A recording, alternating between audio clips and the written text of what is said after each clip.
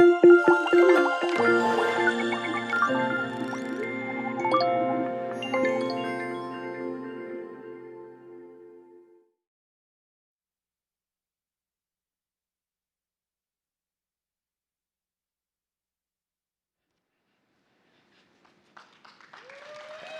guys.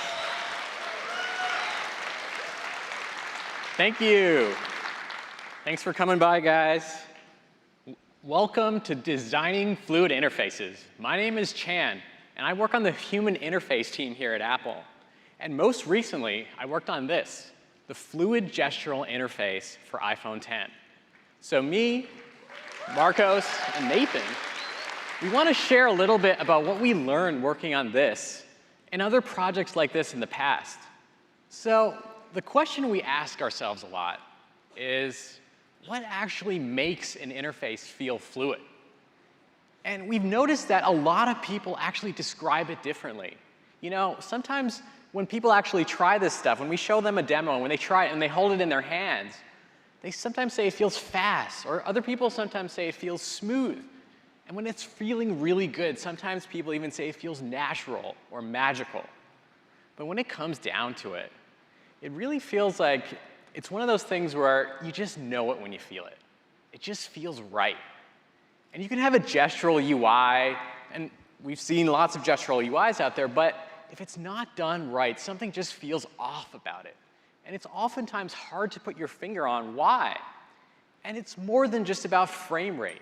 You know, so you can have something chugging along at a nice 60 frames per second, but it just feels off. So what gives us this feeling? Well, we think it boils down to when a tool feels like an extension of your mind. An extension of your mind. So why is this important? Well, if you look at it, the iPhone is a tool, right? It's a hand tool for information and communication. And it works by marrying our tactile senses with our sense of vision. But if you think about it, it's actually part of a long line of hand tools extending back thousands of years. The tool on the left here was used to extract bone marrow 150,000 years ago, extending the sharpness of what our fingers could do. So we've been making hand tools for some time now. And the most amazing thing is that our hands have actually evolved and adapted alongside our tools. We've evolved a huge concentration of muscles, nerves, blood vessels that can perform the most delicate gestures and sense the lightest of touches. So we're extremely adapted to this tactile world we all live in. But if you look at the history of computers, we started in a place where there was a lot of layers of abstraction between you and the interface. There was so much you had to know just to operate it. And that made it out of reach for a lot of people. But over the last few decades or so, we've sort of been stripping those layers back, you know, starting with indirect manipulation, where things were a little bit more one-to-one, a little bit more direct, all the way to now, where we're finally stripping away all those layers back to where you're directly interacting with the content. This, to us, is the magical element. It's when it stops feeling like a computer and starts feeling more like an extension of the natural world. This means the interface is now communicating with us at a much more ancient level than interfaces have ever done. And we have really high standards for it. You know, if the slightest thing feels wrong, the illusion is just shattered. But when it feels right, it feels like an extension of yourself, an extension of your physical body. It's a tool that's in sync with your thought. It feels delightful to use, and it feels really low friction and even playful. So what gives us this feeling? And when it feels off, how do we make it feel right? That's what this presentation's all about. We're going to talk about 4 things today, and we're going to start with designing some principles, talking about how we build interfaces that feel like an extension of us. How to design motion that feels in tune with the motion of our own bodies and the world around us. And also designing gestures that feel elegant and intelligent. We're also going to talk about that, now that we've built this kind of stuff, how do we build interactions on top of it that feel native to the medium of touch as a medium? So let's get started. How do we design an interface that actually extends our mind? How do we do this? Well, We think the way to do it is to align the interface to the way we think and the way we move. So the most important part of that is that our minds are constantly responding to changes in stimulus and thought. You know, our minds and bodies are constantly in this state of dynamic change. So it's not that our interfaces should be fluid, it's that we're fluid, and our interfaces need to be able to respond to that. So that begins with response. Our tools depend on low latency. Think about how hard it would be to use any tool or play an instrument or do anything in the physical world if there was a delay to using it. And we found that people are really, really sensitive to latency. If you introduce any amount of lag, things all of a sudden just kind of fall off a cliff in terms of how they respond to you. There's all this additional mental burden. It feels super disconnected. It doesn't feel like an extension of you anymore. So we work so hard to reduce latency, where we actually engineered the latest iPhone to respond quicker to your finger, so we can detect all the nuances of your gestures as instantly as possible. So we really care about this stuff, and we think you should too. And that means look for delays everywhere. It's not just swipes, it's taps, it's presses, it's every interaction with the object. Everything needs to respond instantly. And during the process of designing this stuff, oftentimes the delays kind of tend to seep in a little bit. And so it's really important to keep an eye out for delays. Be vigilant and mindful of all the latencies or timers that we can introduce into the interface so that it always feels responsive. So that's the topic of response. It's really simple, but it makes an interface feel lively and dynamic. Next, we want to allow for constant redirection and interruption. This one's big. So our bodies and minds are constantly in a state of redirecting in response to change in thought, like we talked about. So if I was walking to the end of this stage here, and I realized I forgot something back there, I could just turn back immediately, and I wouldn't have to wait for my body to reach the end before I did that, right? So it's important for our interfaces to be able to reflect that ability of constantly redirecting. And it makes it feel connected to you. That's why for iPhone X, we built a fully redirectable interface. So what's that? So the iPhone X it's pretty simple two-axis gesture. You go horizontally between apps, and you go vertically to go home. But you can also mix the two axes. So you can be on your way home and peek at multitasking and decide whether or not to go there. Or you can go to multitasking and decide, actually, no, I want to go home. So this might not seem that important, but what if we didn't do this? What if it wasn't redirectable? What if the only gestures you could do was this horizontal gesture between apps and then a vertical gesture to go home, and that's it? You couldn't do any of that in-between stuff I just mentioned. Well, what would happen is that you would have to think before you perform the gesture, you'd have to think what you want to do. And so the series of events would be very linear, right? So you have to think, do I want to go home? Do I want to go to multitasking? Then you make your decision, then you perform the gesture, and then you release. But the cool thing is when it's redirectable, the thought and gesture happen in parallel. And you sort of think with the gesture.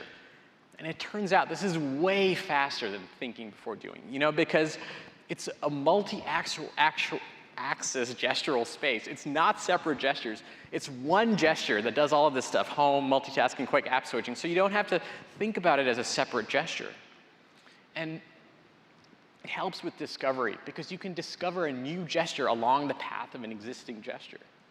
And it allows you to layer gestures at the speed of thought.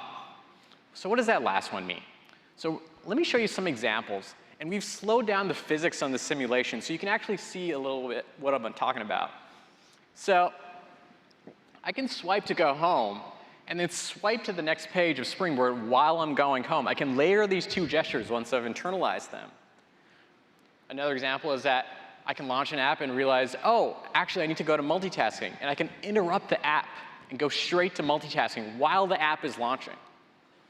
Or I can launch an app and realize, oh, that was the wrong app. And I can just shoot it back home while I'm launching it. Now, there's one other one where I can actually just launch an app. And if I'm in a hurry, I can start interacting with the app as it's launching. So this stuff might not seem really important, But we've found it's super important for the interface to be always responding, always understanding you. It always feels alive. And that's really important for your expectation and understanding of the interface, to be comfortable with it, to realize that it's always going to respond to you when you need it. And that applies as well to changes in motion, not just to the start of an interaction, but when you're in the middle of the interaction and you're changing, it's important for us to be responsive to interruption as well. So a good example is multitasking on iPhone 10. So we have this pause gesture where you slide your finger up halfway up the screen and pause. And so we need to figure out how to detect this change in motion. And so how do we do this? How do we detect this change in motion? Should we use a timer? Should we wait until your finger has come below a certain velocity for a few amount of time and then bring in the multitasking cards? Well, it turns out that's too slow. People expect to be able to get to multitasking instantly. And we need a way that can respond as fast as them. So instead, we look at your finger's acceleration. It turns out there's a huge spike in the acceleration of your finger when you pause. And actually, the faster you stop, the faster we can detect it. So it's actually responding to the change in motion as fast as we know how, instead of waiting for some timer. So this is a good example of responding to redirection as fast as possible. So this is the concept of interruption and redirection. This stuff makes the interface feel really, really connected to you. Next, we want to talk a little bit about the architecture of the interface, how you lay it out conceptually. And we think when you're doing that, it's important to maintain spatial consistency throughout movement. What does that mean? This kind of mimics the way our object persistence memory works in the real world. So things smoothly leave and enter our perception in symmetric paths. So if something disappears one way, we expect it to emerge from where it came, right? So if I walked off this stage this way and then emerged that way, you'd be pretty amazed, right? Because that's impossible. So we want to play into this consistent sense of space that we all have in the world. And so what that means is if something is going out of view in your interface and coming back into view, it should do so in symmetric paths. It should have a consistent off-screen path as it enters and leaves. A good example of this is actually iOS navigation. When I tap on an element in this list here, it slides in from the right. When I tap the back button, it goes back to the right. It's a symmetric path. Each element has a consistent place where it lives at both states. This also reinforces the gesture. If I choose to slide it myself to the right, because I know that's where it lives, I can do that. It's expected. So what if we didn't do this? Here's an example where when I tap on something, it slides in, and then when I hit back, it goes down, and it feels disconnected and confusing, right? It feels like I'm sending it somewhere. In fact, if I wanted to communicate that I was sending it somewhere, this is how I could do it, right? So that's the topic of spatial consistency. It helps the gesture feel aligned with our spatial understanding of the world. Now, the next one is to hint in the direction of the gesture. You know, we humans are always kind of predicting the next few steps of our experience. We're always using the kind of trajectories of everything that's happening in the world to predict the next few steps of emotion. So we think it's great when an interface plays into that prediction. So if you have two states here, initial state and a final state, the object, and you have an intermediate transition, the object should transition smoothly between these two states in a way that it grows from the initial state to the final state, whether it's through a gesture or an animation. So a good example is Control Center, actually. We have these modules here in Control Center where as you press, they grow up and out towards your finger in the direction of the final state where it actually finally just pops open. So that's hinting. It makes the gestures feel expected and predictable. Now, the next important principle is to keep touch interactions lightweight. You know, the lightness of multi-touch is one of the most underrated aspects of it, I think. It enables the airy swipes and scrolls and all the taps and stuff that we are all used to. It's all super lightweight. But we also want to amplify their motion. We want to take a small input and make a big output to give that satisfying feeling of moving or throwing something and having a magnified result. So how does this apply to our interfaces? Well, it starts with a short interaction, a short, lightweight interaction.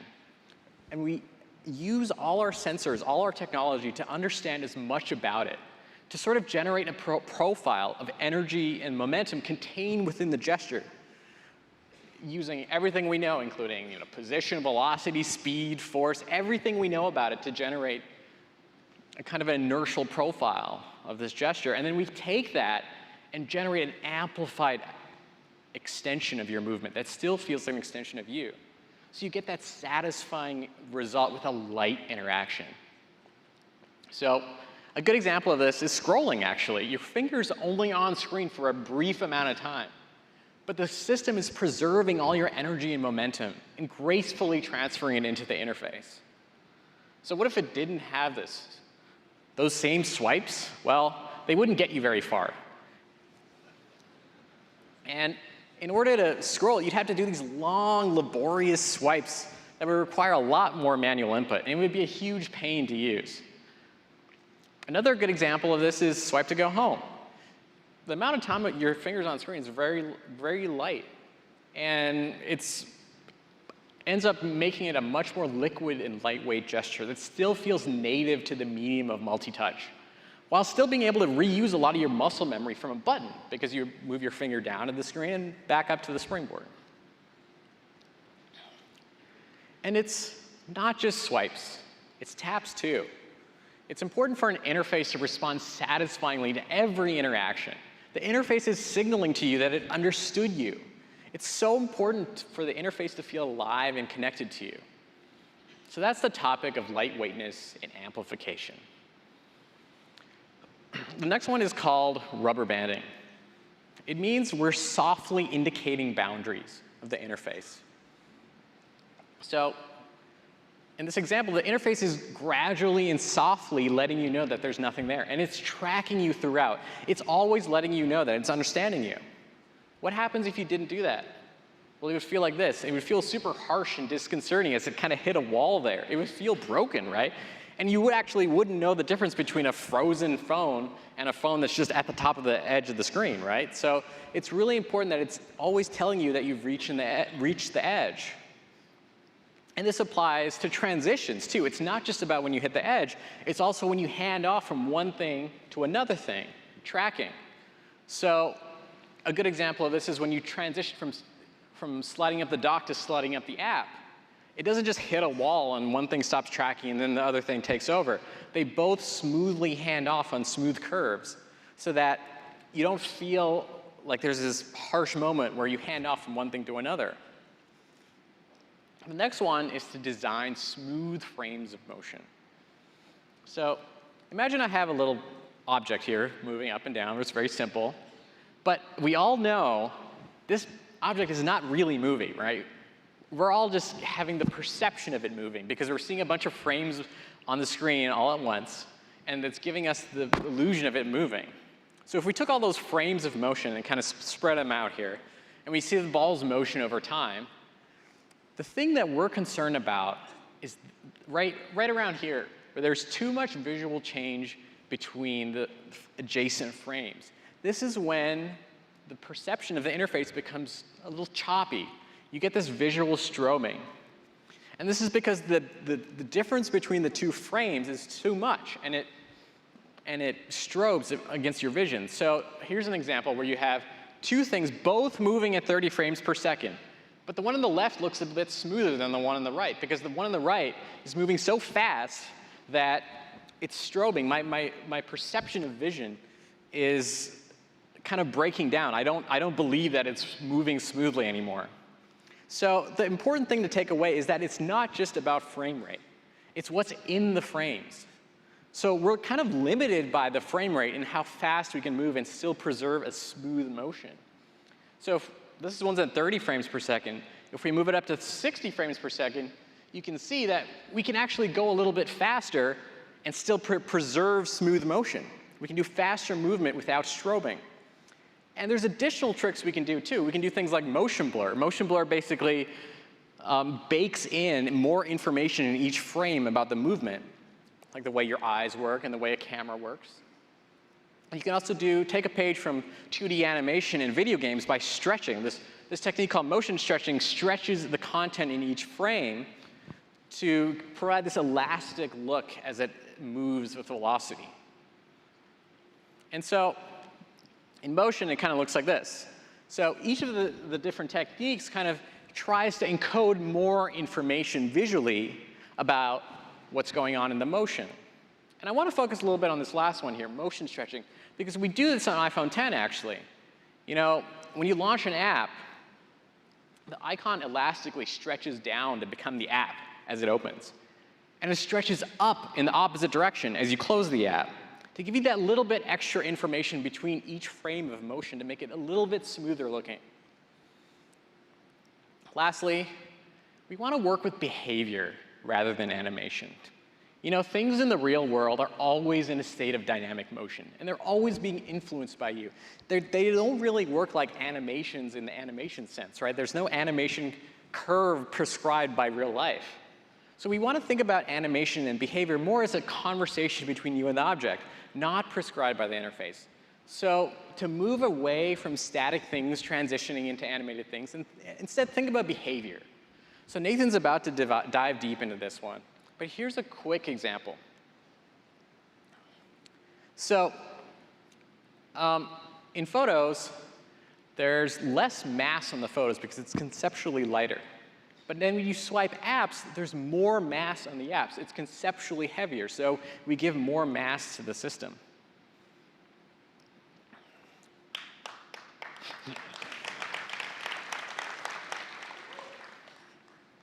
So that's a little bit about how to design interfaces that think and work like us. It starts with response, to make things feel connected to you and to accommodate the way our minds are constantly in motion. To maintain spatial consistency, to reinforce a consistent sense of space and its symmetric transitions within that space. And to hint in the direction of the gesture, to play into our prediction of the future. And to maintain lightweight interactions, but amplify their output, to get that satisfying response while still keeping the interaction airy and lightweight. And to have soft boundaries and edges to the interface, for the interface is always gracefully responding to you, even when you hit an edge or transition from tracking one thing to tracking the other. And to design smooth dynamic behavior that works in concert with you. So that's some principles for how to approach building interfaces that feel like an extension of our minds. So let's dive in a little deeper. I'm going to turn it over to Nathan DeVries, my colleague, to talk about designing motion in a way that feels connected to the motion of both you and the natural world.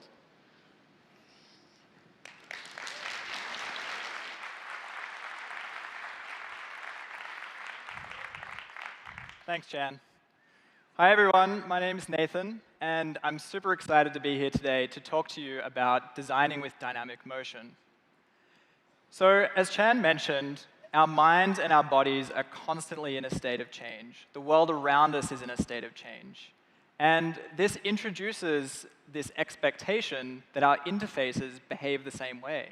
As they become more tactile, it shifts our expectations to be much higher fidelity. Now, one way we've used motion in interfaces is through timed animations. A button is tapped on the screen, and the reins are kind of handed over to the designer. And their job is to craft these perfect frames of animation through time. And once that animation is complete, the controls are handed back to the person using the interface for them to continue interacting. So you can kind of think of animation and interaction as moving linearly through time in this kind of call and response pattern. In a fluid interface, the dynamic nature of the person using the interface kind of shifts control over time away from us as designers. And instead, our role is to design how the motion behaves in concert with an interaction. And we do this through these continuous dynamic behaviors that are always running, that are always active. So it's these dynamic behaviors that I'm going to really focus on today. First of all, we're going to talk about seamless motion. And it's this element of motion that makes it feel like the dynamic motion is an extension of yourself. Then we're going to take a look at character, how even without timing curves and timed animations, we can introduce the concept of playfulness or character or texture to motion in your interfaces. And finally, we'll look at how motion itself gives us some clues about what people intend to do with your interface, how we can resolve some uncertainty about what a gesture is trying to do by really looking at the motion of the gesture. So to kick things off, let's look at seamless motion. What do I mean by seamless motion? So let's look at an example that I think we can all familiarize with. So here we have a car, and it's cruising along at a constant speed. And then the brakes are applied, slowing it down to a complete stop. Let's look at it again, but this time we'll plot out the position of the car over time. So at the very start of this curve, it's kind of straight and pointing up to the right. And this shows that the car's position is moving at a constant rate. It's kind of unchanging. But then you'll notice that the curve starts to bend, to smoothly curve away from this straight line. And this is the brakes being applied. The car is decelerating from friction being introduced. And by the end of the curve is completely flat, horizontal, showing that the position is now unchanging, that the car has stopped. So this position curve is visualizing essentially what we call seamless motion. The line is completely unbroken, and there are no sudden changes in direction. So it's smooth and it's seamless, even when actually new dynamic behaviors are being introduced to the motion of the car, like a brake, which is applying friction to the car. And even when the car comes to a complete stop, you'll notice that the curve is completely smooth. There's this indiscernible quality to it. You can't tell when the car precisely stopped. So why am I talking about cars? This is a talk about fluid interfaces, right? So we feel like the characteristics of the physical world make for great behaviors. Everyone in this room finds the car example so simple because we have a shared understanding or a shared intuition for how an object like a car moves through the world. And this makes it a great reference point. Now, I don't mean that we need to build perfect physical simulations of cars that literally drive our interface. But we can draw on the motion of a car, of objects that we throw or move around in the physical world around us, and use them in our own dynamic behaviors to make their motion feel familiar or relatable or even believable, which is the most important thing. Now, this idea of referencing the physical world in dynamic behaviors has been in the iPhone since the very beginning with scrolling. A child can pick up an iPhone and scroll to their favorite app on the home screen just as easily as they can push a toy car across the floor. So what are some key kind of characteristics of this scrolling dynamic behavior that we have? Well, firstly, it's tapping into that intuition, that shared understanding that we all have for objects moving around in the world and our influence on those objects. The motion of the content is perfectly seamless. So while I'm interacting with it, while I'm dragging the content around, my body is providing the fluidity of the movement because my body is fluid. But as soon as I let go of the content, it seamlessly coasts to a stop. So we're kind of maintaining the momentum of the effort being put into the interface. The amount of friction that's being used for scrolling is consistent, which makes it predictable and very easy to master. And finally, the content comes to an imperceptible stop, kind of like the car, not really knowing precisely when it came to a stop.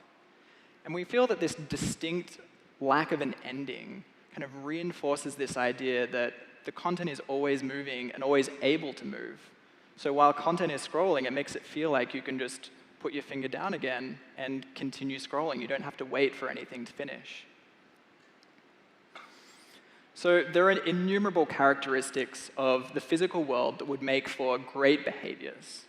We don't have time to talk about them all, but I'd like to focus on this next one because we personally find it incredibly indispensable in our own design work. So materials like this beautiful flower here, the natural fibers of this flower, have this organic characteristic called elasticity. And elasticity is this tendency for a material to gracefully return into a resting state once stress or strain is removed. Our own bodies are incredibly elastic. Now, we're capable of running incredibly long distances, not because of the strength of our muscles, but because of their ability to relax. It's their elasticity that's doing this.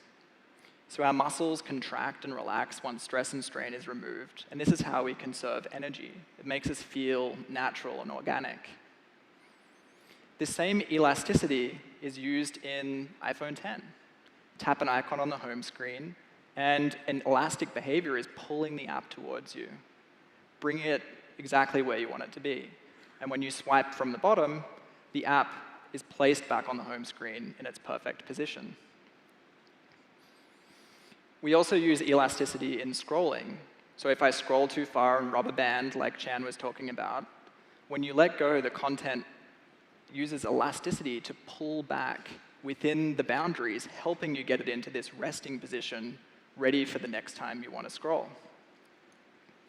So let's dig in a little deeper on how this elasticity works behind the scenes.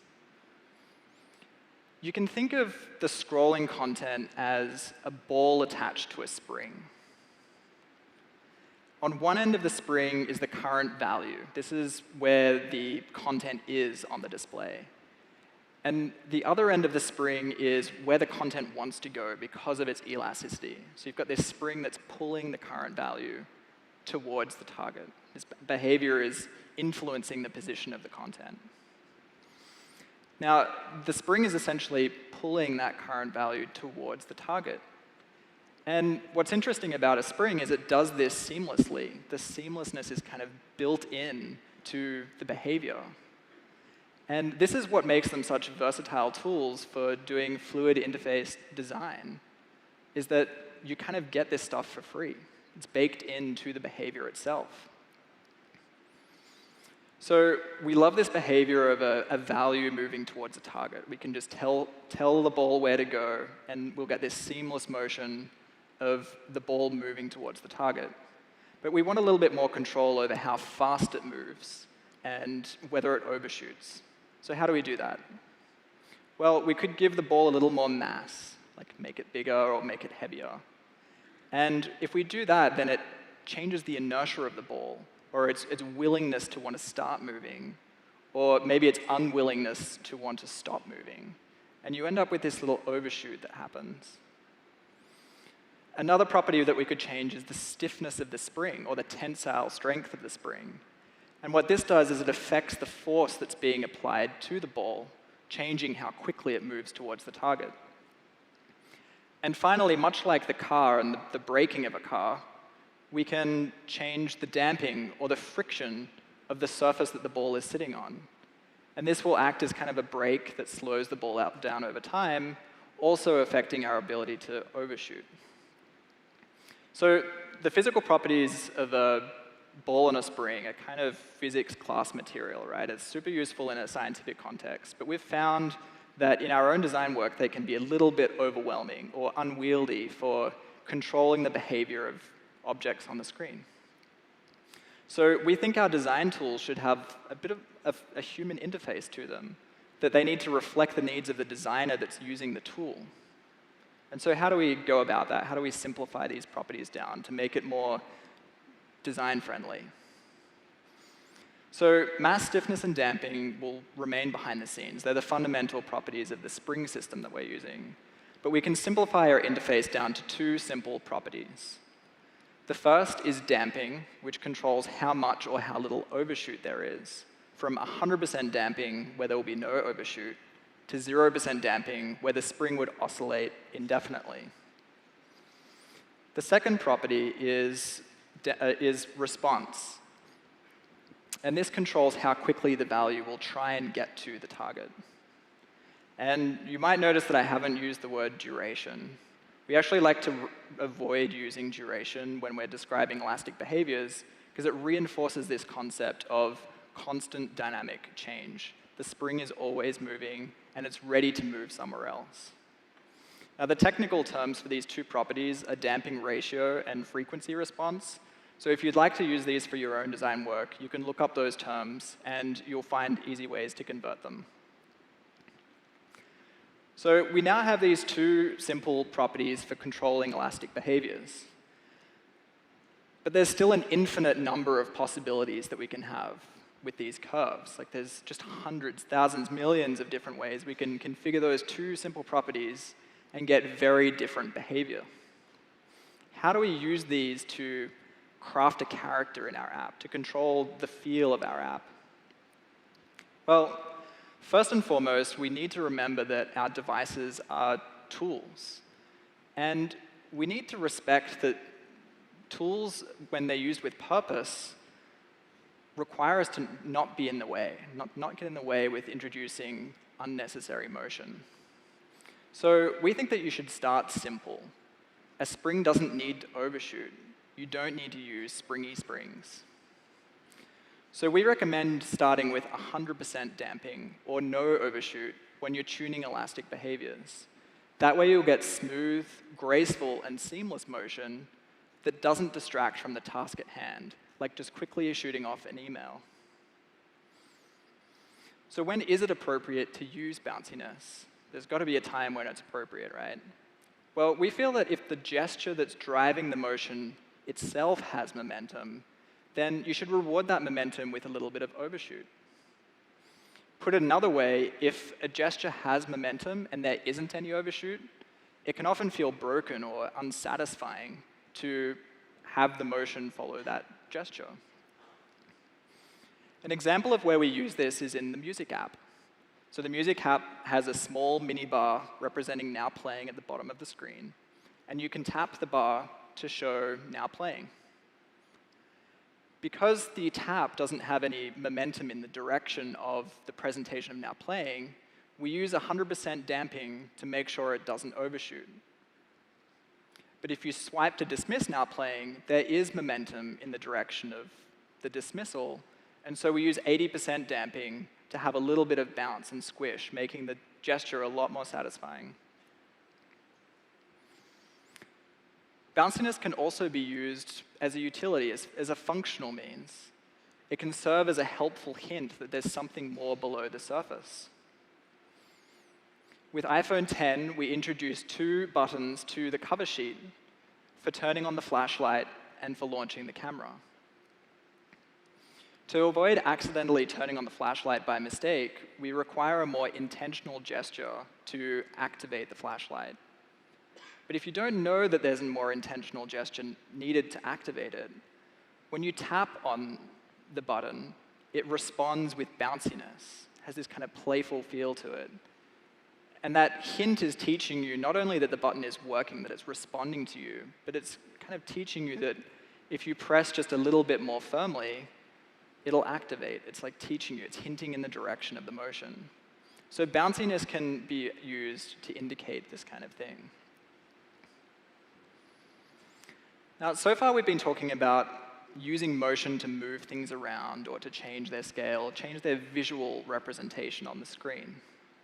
But we perceive motion in many different ways, through changes in light and color, or texture and feel, or even sound, many other sensations that our senses can detect. We feel this is an opportunity to go even further, go beyond motion when you're tuning the character of your app. By combining dynamic behaviors for motion with dynamic behaviors for sound and haptics, you can really fundamentally change the way an interface feels.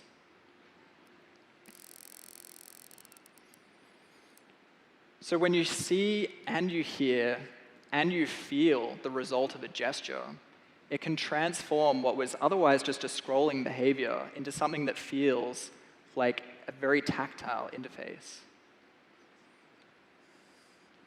Now, there's one final note I want you thinking about when you're crafting the character of your app.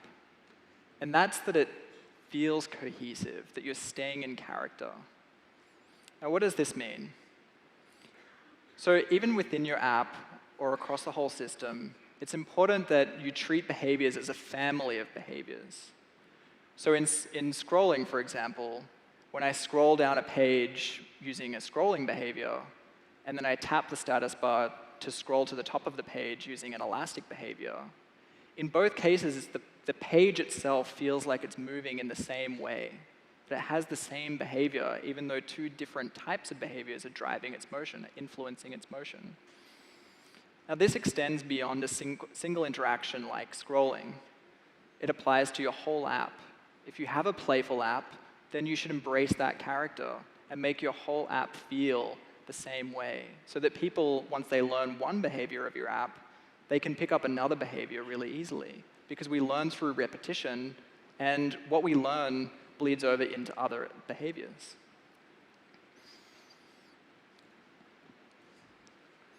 So next up, I'd like to talk a little bit about aligning motion or dynamic motion with intent.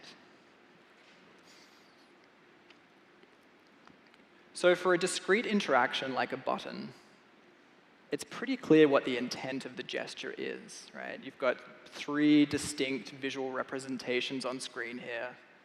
And when I tap one of them, the outcome is clear. But with a gesture like a swipe, the intent is less immediately clear. You could say that the intent is almost encoded in the motion of the gesture. And so it's our job, our role, to interpret what the motion means to decide what we should do with it. Let's look at an example. So let's say I'm in a FaceTime call, a one-on-one FaceTime call. And in FaceTime, we have a small video representation of yourself in the corner of the screen. And this is so that I can see what the person on the other end sees. We call this floating video the PIP, short for picture-in-picture. Now, we give the PIP a floating appearance to make it clear that it can be moved. And it can be moved to any corner of the screen with just a really lightweight flick. So if we compare that to the play, pause, and skip buttons, what's the difference here? So in this case, there's actually 4 invisible regions that we're dealing with. No longer do we have these 3 distinct visual representations on screen that are being tapped. We kind of have to look at the motion that's happening through the gesture and intuit what was meant, which corner did we intend to go to. Now, we call these regions of the screen endpoints of the gesture. And when the PIP is thrown, our goal is to find the correct endpoint, the one that was intended. And we call this aligning the endpoint with the intent of the gesture. So one approach for this is to keep track of the closest endpoint as I'm dragging the PIP. Now, this kind of works. I can move the PIP to the other corner of the screen, but it starts to break down as soon as I move the PIP a little bit further. Now I actually need to drag the PIP quite far, past halfway over the screen, pretty close to the other corner. So it's not really magnifying my input. It's not really working for me. And if I try and flick the PIP, it kind of goes back to the nearest corner, which isn't necessarily what I expected. So the issue here is that we're only looking at position. We're completely ignoring the momentum of the PIP and its velocity when it's thrown.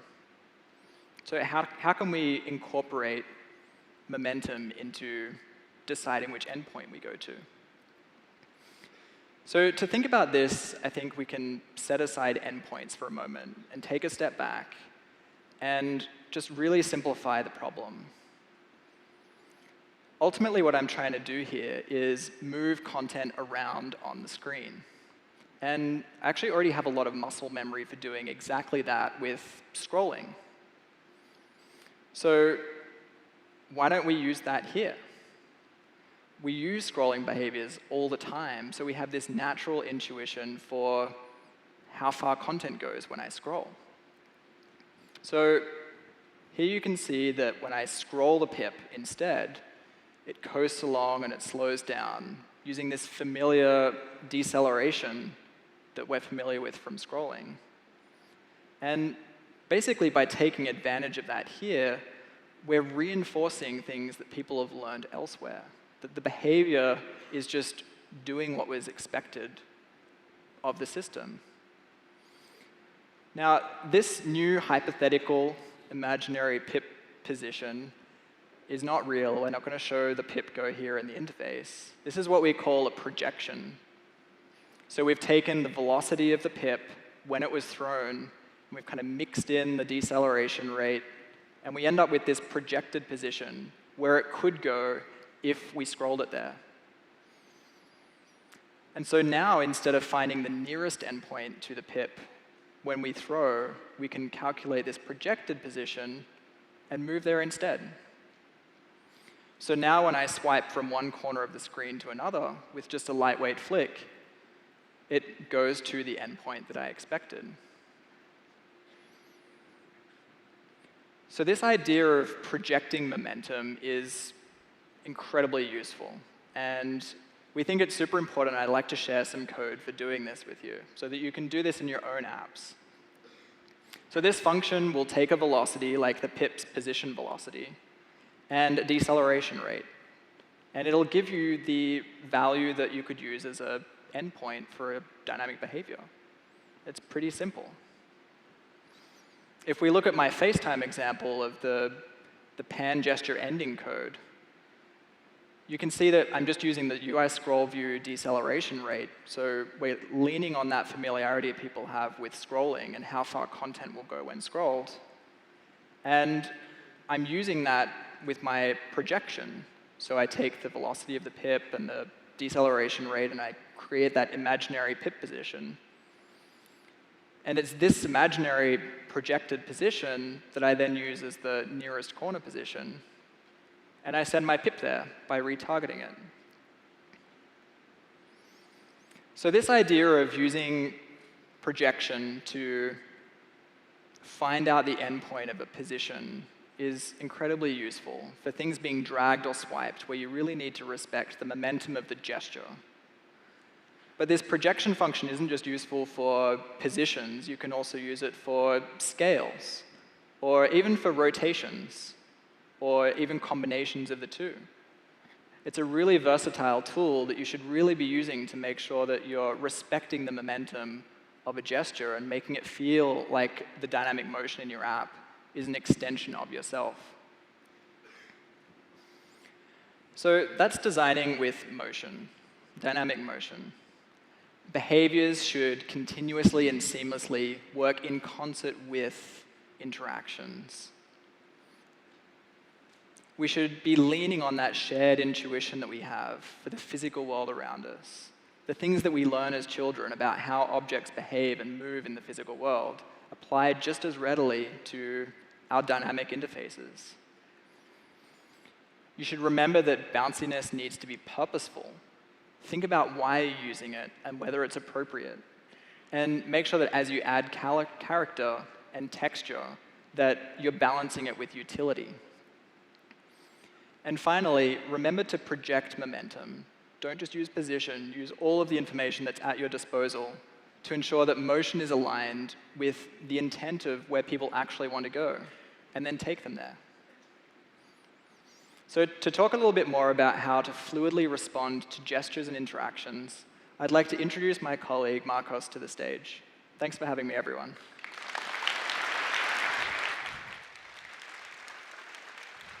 That was great. Thanks, Nathan.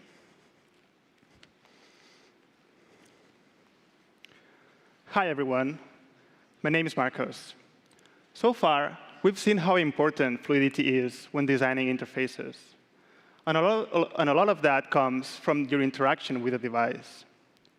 So in this section, we're going to show you how touches on the screen become gestures in your apps, and how to design these gestures to capture all that expression and intent into your interfaces. So we're going to start by looking at the design of some core gestures like taps and swipes. Then we'll look at some interaction principles that you should follow when designing gestures for your interface. And then we'll see how to deal with multiple gestures and how to combine them into your apps. We're going to start by looking at a gesture that is apparently very simple, a tap. You would think that a tap is something that doesn't have to be designed, but you'll see how its behavior has more nuances than it seems. In our example, we're going to look at tapping on a button, in this case, on the calculator app. The first thing to remember is that the button should highlight immediately when I touch down on it. This shows me the button is working and that the system is reacting to my gesture. But we shouldn't confirm the tap until my touch goes up. The next thing to remember is to create an extra margin around the tap area. This extra margin will make our taps more comfortable and avoid accidental cancellations if the touch moves during the interaction. And like my colleague Chan was saying, I should be able to change my mind after I've touched down on the button. So if I drag my finger outside the tap area and lift it, I can cancel the tap. The same way, if I swipe it back on the button should highlight again and let me confirm the tap. The next gesture we're going to talk about is a swipe. Swipes are one of the core gestures of iOS, and they're used for multiple actions like scrolling, dragging, and paging. But no matter what you use it for or how you call it, the core principles of the gesture are always the same. In this example, we're going to use a swipe to drag this image to the right. So the interaction starts the moment I touch down on the image with intention to drag it. But before we can be sure it's a swipe, the touch has to move a certain distance. We do that to differentiate swipes from other gestures. This distance is called hysteresis, and it's usually 10 points on iOS. So once the touch reaches this distance, the swipe begins. This is also a good moment to decide the direction of the swipe, if it's horizontal or vertical, for instance. We don't really need it for our example, but it's very useful in some situations. So now that the swipe has been detected, this is the initial position of our gesture. After this moment, the touch and the image should stay together and move as one thing. We should respect the relative position and never use the center of the image as the dragging point. During the drag, we should also keep track of the position and speed of the touch.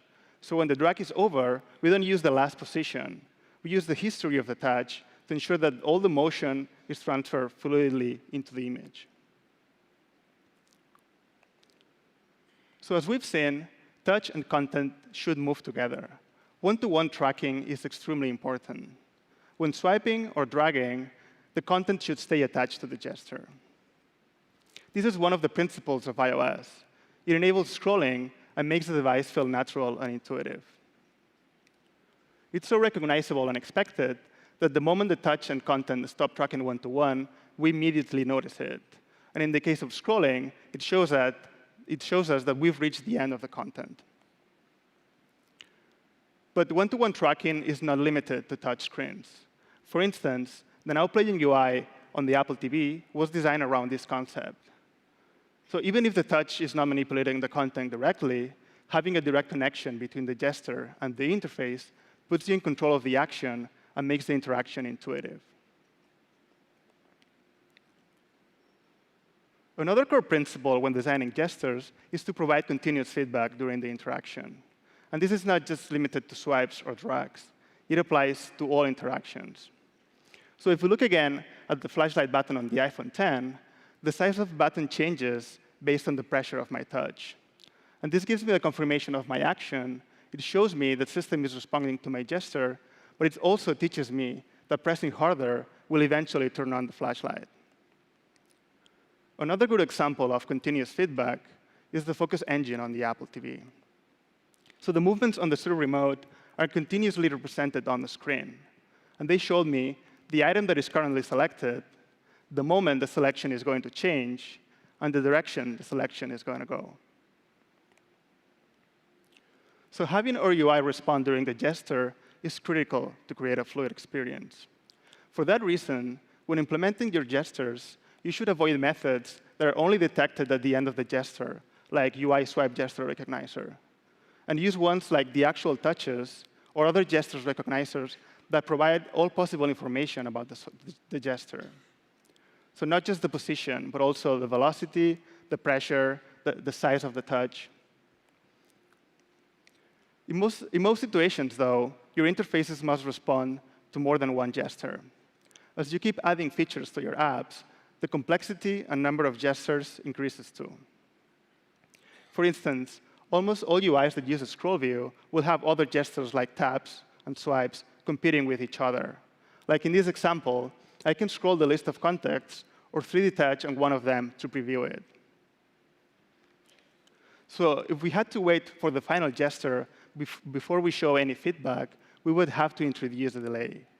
And during that wait, the interface wouldn't feel responsive. For that reason, we should detect all possible gestures from the beginning of the action. And once we are confident of the intention, cancel all the other gestures. So if we go back to our example, I start pressing on a contact, but I decide to scroll instead. And it's at that moment that we cancel the 3D touch action and transition into the right gesture. Sometimes, though, it's inevitable to introduce a delay. For instance, every time we use a double tap in our UIs, all normal taps will be delayed.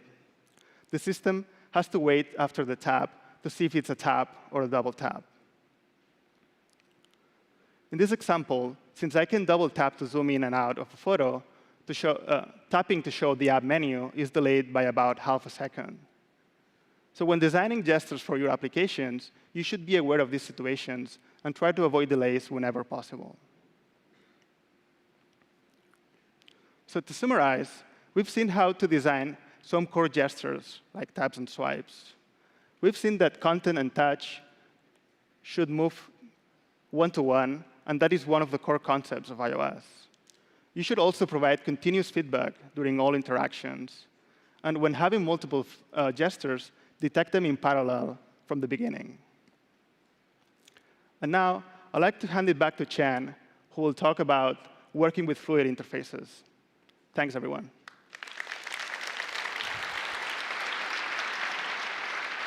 Nice job.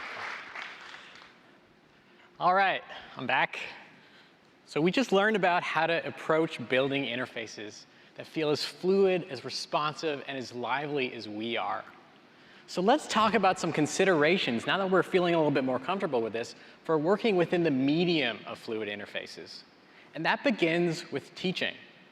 So one downside to a gestural interface is that it's not immediately obvious what the gestures are. So we have to be friendly and clever about how we bring users along with us in a way that's friendly and inviting. And so one way we can do that is with visual cues. So the world is filled with these things, right? You can learn them once, and you can use them everywhere. They're portable. So when you see this, you know how to use it. So we've tried to establish similar conventions in iOS. Here's a couple examples. So if you have a scrolling list of content, you can clip the content off the bottom there to indicate that there's more to see. It invites me to try and reveal what's under there. And if you're dealing with pages of content, you can use a paging indicator to indicate that there's multiple pages of content. And for sliding panes of content, you can use an affordance or a grabber handle like this to indicate that it's grabbable and slidable. Another technique you can use is to elevate interactive elements to a separate plane. So if you have an interactive element, lifting it up to a separate plane can help distinguish it from the content. So a good example of this is our on-off switch. We want to indicate that the knob of the switch is grabbable, so we elevate it to another plane. This helps visually separate it and indicate its draggable nature. So floating elements, interactive elements like this above the interface can help indicate that they're grabbable.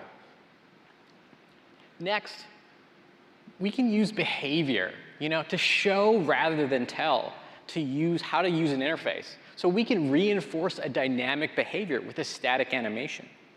So an example of this is Safari. In Safari, we have this X icon at the top left to close the tab.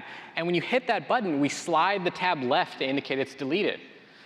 This hints to me that I can slide it myself to the left, and accomplish the same action of deleting the tab through a gesture. So by keeping the discrete animation and the gesture aligned, we can use one to teach the other. And there's another technique we can use, which is explanations. This is when you just explicitly tell users how to use a gesture. So this is best when used sparingly, but it's best when you have one gesture that's used repeatedly in a bunch of places. And you explain it once up front, and then just keep using it and keep reinforcing it. Don't use it for a gesture that's used only intermittently. People won't remember that. Now, I want to talk a little bit about fun and playfulness, because this is one of the most important aspects of a fluid interface. And it only happens when you nail everything. It's a natural consequence of a fluid interface. It's when the interface is responding instantly and satisfyingly, when it's redirectable and forgiving, when the motion and gestures are smooth, everything we just talked about. The interface starts to feel in sync with you. And something magical happens where you don't feel like you need to learn the interface, you feel like you're discovering the interface. And so we think it's great when we allow people to discover the interface through play. And it doesn't even feel like they're learning it. It feels fun. So people love playing with stuff. So we think it's great to play into our natural fiddle factor. You know, play is our minds internalizing the feel of an interface. So it's great when we're building this stuff, when we're prototyping it, just to build it. You know, play with it yourself. See how you fiddle with it. You know, hand it to others. See how they play with it. And think about how you can reinforce that with something like an animation or behavior, an explanation. And it's surprising how far play can go in having an interface teach itself to people. Let's talk a little bit about fluidity as a medium, how we actually go about building this stuff. You know, we think interfaces like this are a unique medium, and it's important that we approach it right. So the first thing is to design the interactions to be inseparable from the visuals, not an afterthought. The interaction design should be done in concert with the visuals. You shouldn't be able to even tell where one ends and another begins. And it's really important that we build demos of this stuff. An interactive demo, really think, is worth 1,000,000 static designs. Not just to show other people, but to also understand the true nature of the interface yourself. And when you prototype this stuff, it's so valuable for you because you get to almost discover the interface as you're building it. You know, this technique is actually how we built the iPhone X interface. And it's really important because it also sets a goal for the implementation. We're so lucky here at Apple that we have this amazing engineering team to build this stuff because it's really hard to build. And it's so important also to have that kind of magical example that reminds yourself and both the engineering teams and yourselves that what it could feel like, you know, and it's really important to kind of remind yourself of that. And it makes, when you actually build it, it makes something that's hard to copy. And it gives your app a unique character. So, you know, multi-touch is such an amazing medium we all get to play in. We get to use technology to interface with people at an ancient tactile level. It's actually really cool. You know, all those principles we talked about today, they're at the core of the design of the iPhone X gestural interface. You know, responsive, redirectable, interruptible gestures, dynamic motion, elegant gesture handling. In a lot of ways, it's kind of the embodiment of what we think a fluid interface could be. When we align the interface to the way we think and move, something kind of magical happens. It really stops feeling like a computer and starts feeling like a seamless extension of us. You know, as we design the future of interfaces, we think it's really important to try to capture our humanity in the technology like this, so that one of the most important tools of humankind is not a burden, but a pleasure and a delight to use. Thank you very much.